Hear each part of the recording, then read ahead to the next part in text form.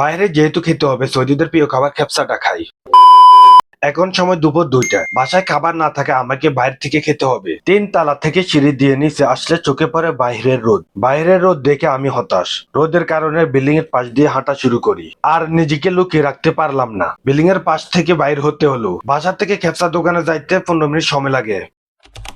10 minute হাঁটার পর চলে আসলাম সিগন্যালের কাছে। এদিকে সিগন্যাল আর ডান পাশে petrol pump. Petrol pump signal মাঝ দিয়ে ফুটপাত ধরে রওনা হলাম রেস্টুরেন্টে। 5 মিনিট হাঁটার পর সামনে চোখ পড়ে 3টা খেপসা দোকান। দোকান 3টি থাকলেও আমার পছন্দের দোকান একটি।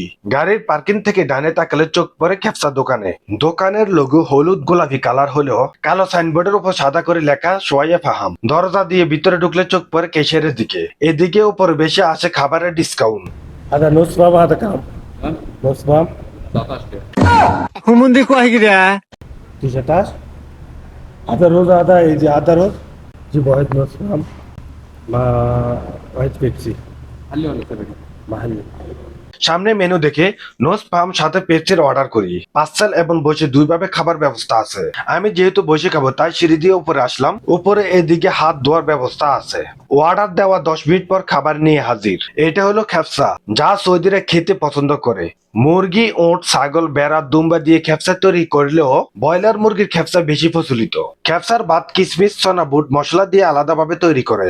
ভিডিওটি ভালো লাগলে অবশ্যই কমেন্ট করুন। সৌদি সম্পর্কে আরো ভিডিও পেতে চ্যানেলটি সাবস্ক্রাইব করে বেল বাটন ক্লিক করে রাখুন।